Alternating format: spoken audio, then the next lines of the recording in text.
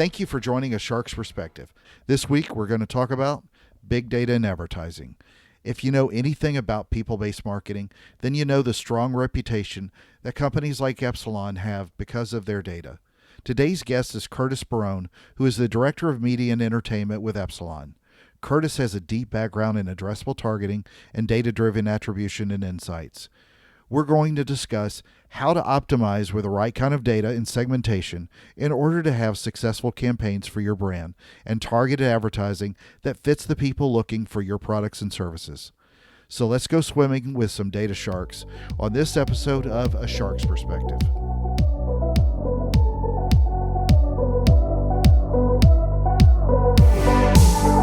Curtis, thank you again for being on A Shark's Perspective. I want to dive into a topic that is heavy on the minds of a lot of people, and that's the use of data. It's come up a lot in the news, but there are really good ways that people can use data, especially in advertisers. And you work with a company that is known for data. Let's talk a little bit about what's changed in the big data landscape over the recent period, and how companies like Epsilon are using data to provide better targeting, measurement, and advertising to different agencies and advertisers. Oh, well, first off, thank you, Kenneth. It's a pleasure to have the opportunity to speak with you today, and I'm looking forward to the conversation. So big data is interesting from my perspective because if you think about it, I think what's changing is what people have been seeing over the last, 3 to 5 years, just the volume of data that's being collected and the sources from which that data is being collected and how it's being used.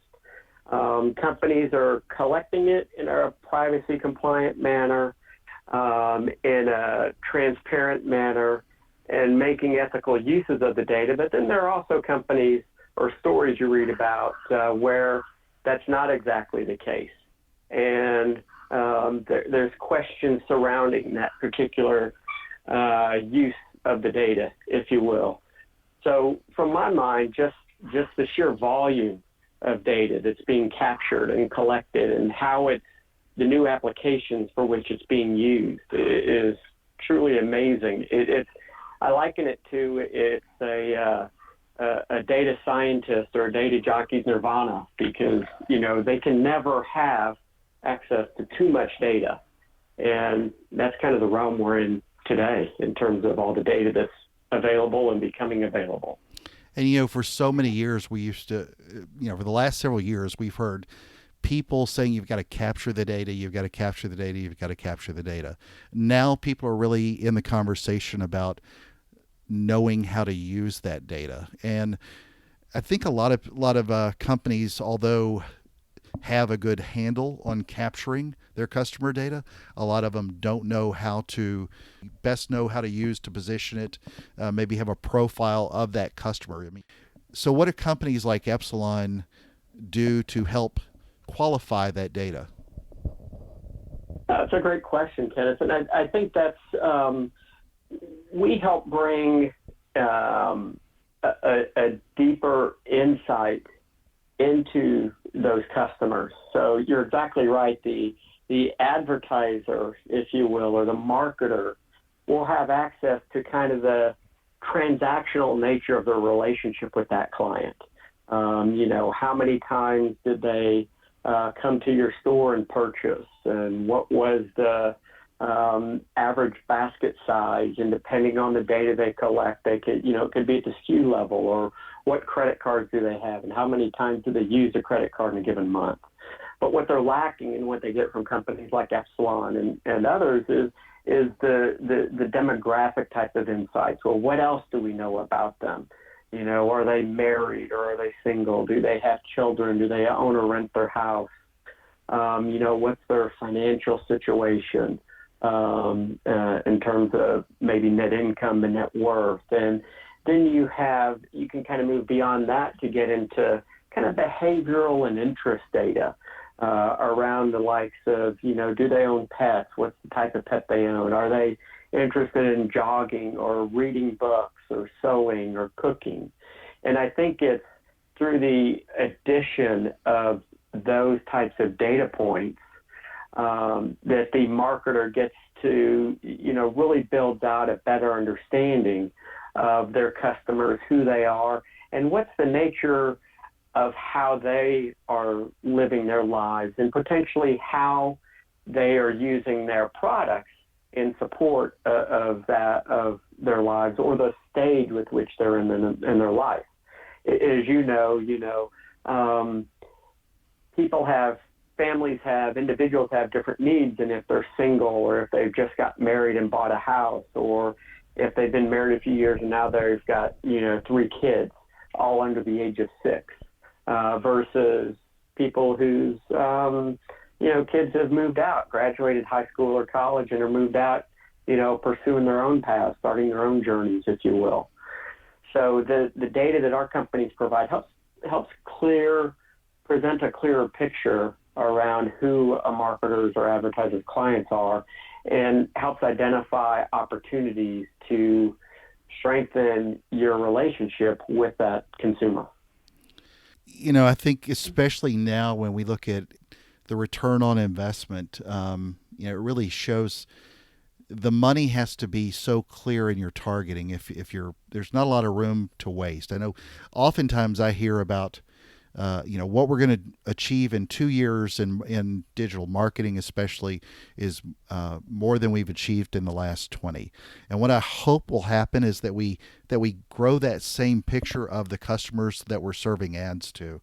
There's data on everybody. I mean, everybody's got data on Bob Smith at 123 Main Street. But I really hope that we can turn more and more of that advertising into what Bob Smith needs in an ad. For example, if Bob, I'm picking on poor Bob, if Bob doesn't have kids and he's 75 years old, there's probably not a really strong interest for him to see a baby food ad.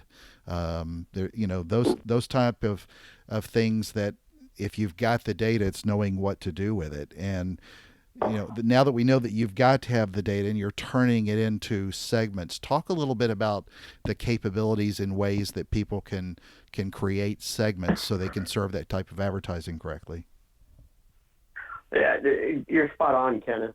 It's all about relevancy of the ads these days, and through understanding, it's a collaborative process, actually. From one perspective, the marketer or the advertiser needs to, come to the table with, here's the type of campaign, here's the product, here's the offer we want to make to our customers and prospects. And then based on that, you're able to use data, could be transactional data, could be first-party data, could be demographic data, and you're able to build out what your target audience looks like. And then execute a campaign, online, mobile, TV, omni-channel, across all 3 platforms, if you will. Let's not forget direct mail or email marketing as well in that mix. But you're able to create that single persona or custom audience for your targets, and then execute a campaign across all those different channels. So it's through the combination of working with a variety of partners that you're able to build and to identify and build that custom audience for that specific campaign. And you can incorporate, demographic data. You can incorporate behavioral or interest data, financial data, trigger events. For example, just got married, just got divorced, just had a baby.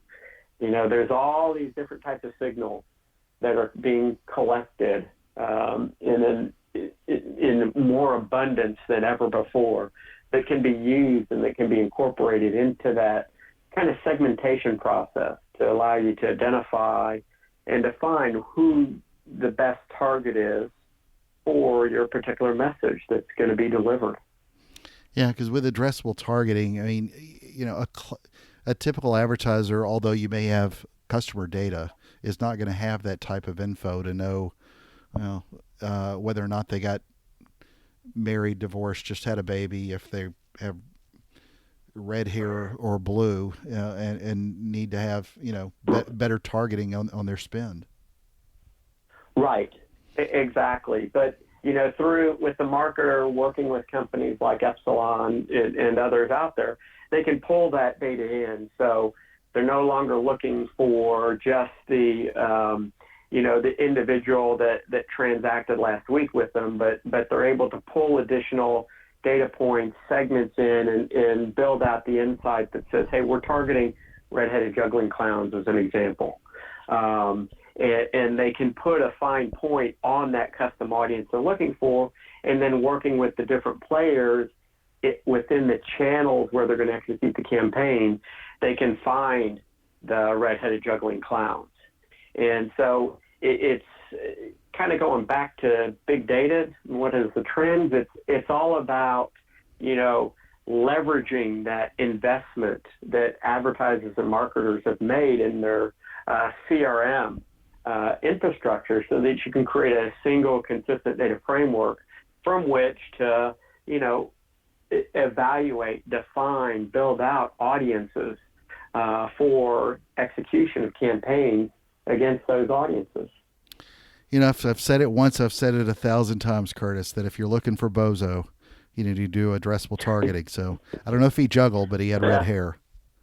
Yeah. So let's talk a little bit seriously about measurement, and what are the kind of things that people can do for measurement differently with addressable type targeting than they could from a lot of different ways of typical measurement that a client may or an advertiser or an agency may do on their own.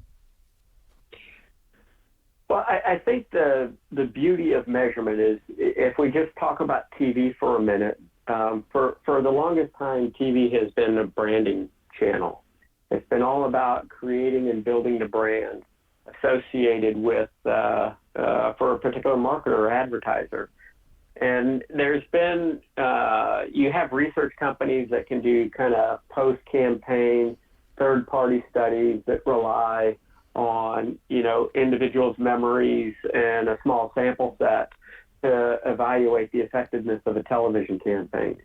But over the last 5 to 6 years, you've seen television really start to deploy the tools or the capabilities that bring television on par with some of the other channels in terms of being able to evaluate the effectiveness of a campaign. So, and to be able to do that, you now have a scenario where within the television industry, impressed TV viewership data can be captured. And what does that mean? And what that means is that in a privacy-compliant manner, MVPDs or multi-channel video programming distributors can capture what a set-top box is tuned to, or smart TV device manufacturers can capture, what piece of content is being watched at a given time.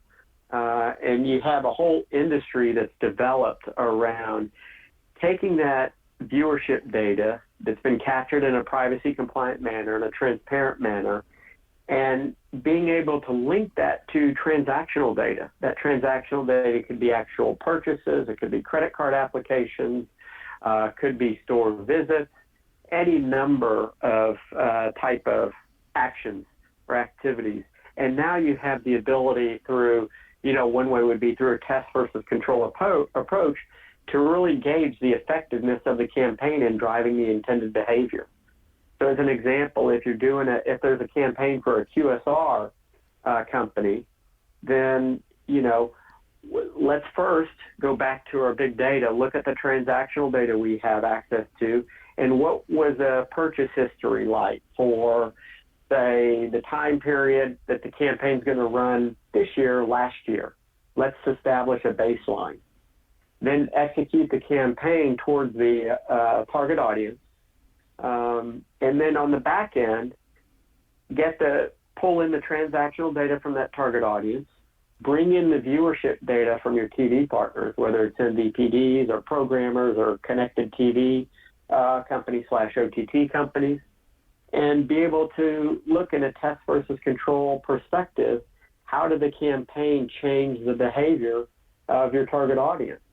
And by having the data from last year, you've got that baseline as another mechanism with which you can evaluate the effectiveness of the campaign. So not only how did the test group perform versus the control group, but how did it perform relative to time in terms of last year as well. And couldn't be, more important if you're doing the advertising for an automotive company and you've got a $5 million national TV buy. You can't afford to waste that money on TV without targeting the right kind of people that are going to be in market for a car or have previous purchase history on this type of car or another. Smart cars and truck owners don't necessarily always look alike in their purchasing habits. So yeah, it's a great point, Kenneth, that there's the amount of data that's out there is amazing, and what's being collected and what's available, and it's really critical that you establish the right partnerships, so that a marketer or an advertiser establishes the right partnerships, whether that's data providers that broadly cover, demographics and interest data and life event data, et cetera, or whether they may also want to work with very specific, vertical specific, maybe data partners that serve the automotive industry or that serve pharma and healthcare or that serve theatrical movie industry. Again, there's all sorts of data that's being made available, captured and collected in privacy compliant and transparent types of ways that can now be used to help ensure that, you, the marketer or advertiser, are identifying the appropriate audience for your campaign, and then you're able to reach them across your different platform partners, regardless of the channel. Yeah, great point. So, Curtis, tell me, what are smart advertisers and agencies doing with the data? I know from the past, we've worked together in a previous life and seen good agencies and not great agencies. We've seen advertisers that were new to the space, advertisers that wanted to think they were more into the space than they really were. What are you seeing the smart ones do with data today? And maybe also add, what are you seeing the ones that are making mistakes, and how do you help them overcome those mistakes? So let me start with the second group first. And I think from my perspective, the ones that are making the mistakes, it's not really that they're making the mistakes per se, as much as they're not jumping in the game. And what I mean by that is data. It's an integral part, for example, of the online ecosystem, and it's becoming an integral part of the television ecosystem, and it's an integral part of the mobile system. So I think the companies that they're not necessarily making the mistake, but they're just kind of sitting on the sidelines, are those that aren't adapting, adopting, embracing, if you will, the notion of data and how it can be used and injected, if you will, into their planning, analytical, buying, processes today.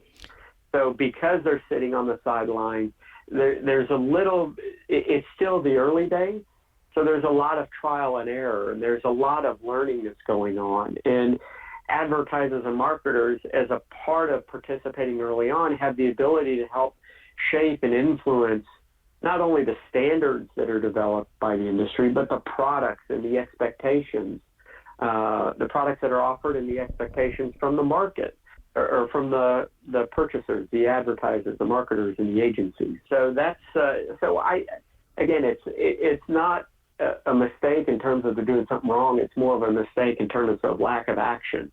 And so on the flip side, I think the agencies that are doing it right are those that are really embracing data. And the agencies are in a tough position because their world is changing drastically and has been in a state of change for, several years now. And this represents an opportunity for them to, in my opinion at least, to kind of embrace data and the use of the data and better understand the data and what tools can they build, what partnerships can they establish so that they can kind of increase or enhance the value proposition they bring to the table to, their clients, in terms of, a general understanding of data, its uses, its applications. What are the privacy implications? How can it be used for segmentation? How can it be used for measurement, et cetera, et cetera? So I think those that are on the leading edge are the ones that, are really focused on data. How do we use it? How do we take advantage of it? How do our advertisers, how do our clients take advantage of it? How can we make their spend more efficient through the use of data and prove more valuable? Because there's a quote that from John Wanamaker in 1849 that said, "I know I waste half my marketing dollars, but I don't know which half." Mm-hmm. Right? Exactly. And so injecting data into, if we just focus on television advertising, that represents an opportunity to derive greater efficiency with those dollars. Yeah, and that's so true, especially when you look at it from a cross-channel standpoint.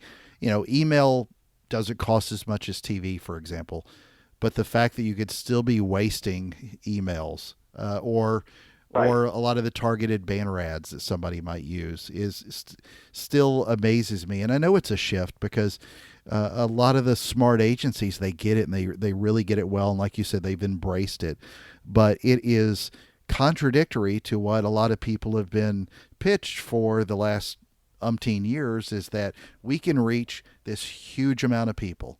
And it sounds fantastic to have a sort of buckshot approach. But if you're only looking for redheaded juggling clowns, going back to your example, then that's going to hit a narrower group of people with likely a much higher intent to buy, who do in fact purchase, and the ROI is better. But there seems to be such a difference with having people sort of embrace the differences in CPM and what the reach actually is, as opposed to what the finding the right buyers of your product. So what do you see people doing, really embracing this with first-party data and third-party data? How do those two sort of commingle, exist, and grow, and how do companies like Epsilon help build that target profile? Yeah, no, great question. And I think the first thing, it all goes back to the objective of the campaign, right? Because, injection of data doesn't mean that you're no longer doing branding campaigns. Branding campaigns are still effective and very important relative to the marketer or the advertiser. But there's a point where you need to move further down the funnel and move away from branding to a campaign that's going to drive store traffic for a mid-funnel type of approach, or to a bottom-of-the-funnel type of approach. It's going to drive transactions. However you define transactions. Again, is it credit card application? Is it purchases at a QSR restaurant? Is it visits to a grocery store? Whatever the case may be, right? But I think what you're seeing, you've highlighted kind of two of the primary data sets. There's third-party data and first-party data. First-party data being the data that's owned by the advertiser, that's going to be a part of the or execute the campaign. And I think that you're seeing more and more advertisers and marketers want to leverage their first-party data, because the cost in certain industries, the cost of customer acquisition is exponentially higher than the cost of getting an incremental dollar, if you will, out of your current clients or current customers or prospects. So it's kind of the old Pareto principle. 20% of your clients drive 80% of your revenue, or the variation of the Pareto principle. It's applied in so many different ways. So, being able to leverage first-party data to identify who your clients are, but bring in third-party data to understand who they are, what they're doing, what their behaviors, what their interests are, allows you to tailor a campaign that's going to be specific to the objectives that you're looking for as the marketer or advertiser. So a lot of clients are going to have, let's say, data on, I don't know, depending on what type of brand they are, whether they're B2B or B2C, anywhere from 25 to 100 million records of people.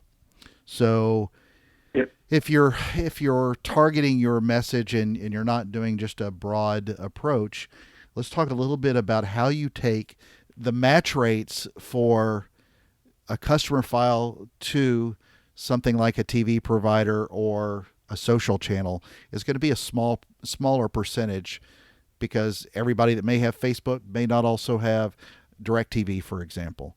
So how do people build those out with the data models that are really available in big data? How do you take that and grow to scale and hit the right kind of people?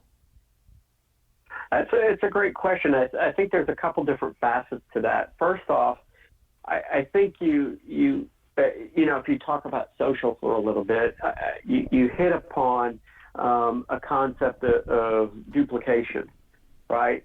A lot of people, I guess I should say, have a Facebook account or a Yahoo account or any number of those accounts. So what you have to do is identify who represents the right platform, if you will, for you to reach your intended audience. You compare social to TV, there's very little duplication.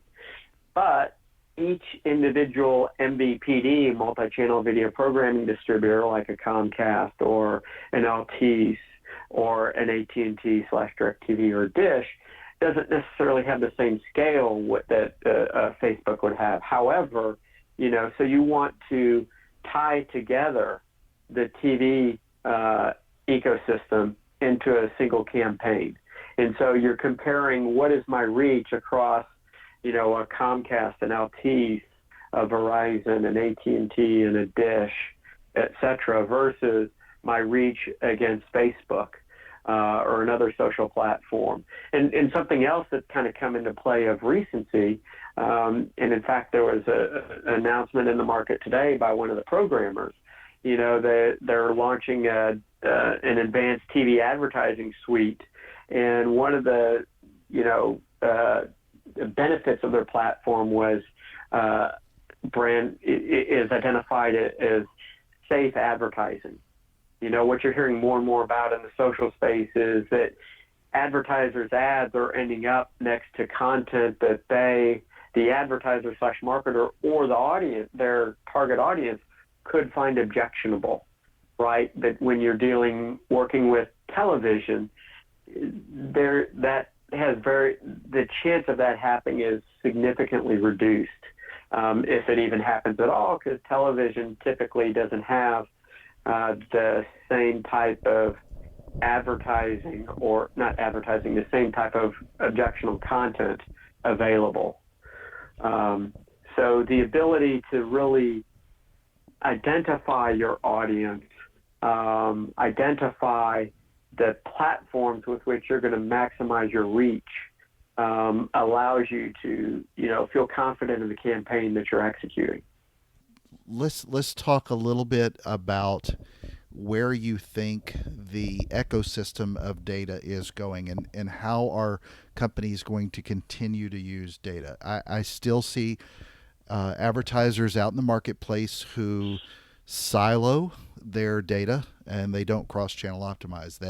That tends to scare me and leave me in a little bit of disbelief when the data is out there, but not everybody knows how to really harness that. So where do you see the ecosystem evolving with the use of big data? Well, it's a great question, Kenneth. I think from my perspective, I think what you see right now is the primary users of big data tend to be, at least in the television space, the larger brands and the larger marketers and the larger companies. it takes a significant investment and commitment, both of dollars and resources and energy, to create, build, and maintain and take advantage of a big data system. Right? You think about a typical big data play, and you're talking about a database building and developing a database application that could have, $500,000 to $1 million initial capital investment, and then, maybe $30,000 to $50,000 or more a month ongoing maintenance and management and operating costs after that. So that type of investment is not for everybody.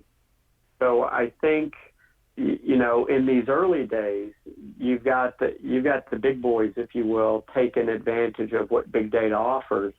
And then I think there are a lot of players out there that are trying to build out solutions that allow for those companies that don't have the ability to invest in their own private, if you will, big data environment, give them the opportunity to leverage big data through a managed service type of solution.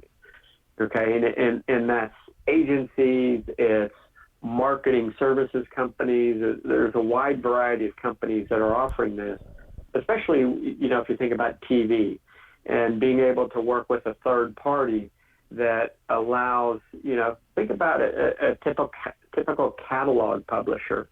They don't have 25 to 50 million records. They may have 2 to 5 million records or individuals that they interact with and have established a relationship. But it's hard for them to find the resources to make that investment in big data. So, they have to leverage other solutions that are out there. And I think ultimately the market's going to get to where everybody will have the ability to afford some form of big data environment.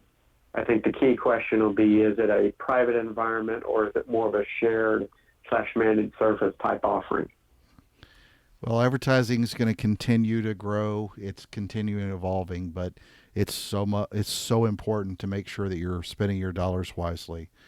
Well, Curtis, thank you again for being on A Shark's Perspective. I got to tell you that hashtag Redheaded Juggling Clowns is trending.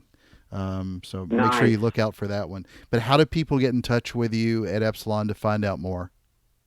My email address is Curtis, Curtis, .Barone, B as in boy, Arone, at Epsilon, EPSILON.com. And I'm happy to have a conversation with anybody, answer any questions I have, share some of my insights. The whole entire space gets better if everybody helps each other kind of grow the space, build the competency, and build the knowledge. So that's part of my role. Perfect. And Kenneth, thank you for the time. I appreciate it. You're welcome. So there was my conversation with Epsilon's Curtis Barone regarding data and advertising. My 3 takeaways from the conversation include, first, and I quote, "It's all about leveraging that investment that advertisers and marketers have made in their CRM infrastructure so that you can create a single consistent framework from which to evaluate, define, build out audiences for executions of campaigns against those audiences." Great comment, Curtis. Second, and again I quote, "Being able to leverage first-party data to identify who your clients are, but bring in third-party data to understand who they are, what they're doing, what's their behavior, what their interests are, allows you to tailor a campaign that's going to be specific to the objectives that you're looking for as a marketer or advertiser." Third is that famed quote from American merchant John Wanamaker, who once said, "Half the money I spend on advertising is wasted. The trouble is, I don't know which half." Although that lack of insight may have been the norm for the last 100 years plus, it isn't anymore with data-driven attribution, now creating deep levels of understanding the ROI of your campaign. So whether your data insights come from a large and well-respected player like Epsilon or some other data partner, then examine closely how you use your data for targeting and measurement in order to have the best performing campaigns. Got a question? Send me an email to kenneth@asharksperspective.com. Thank you for taking the time to listen to our conversation, and join us on the next episode of A Shark's Perspective.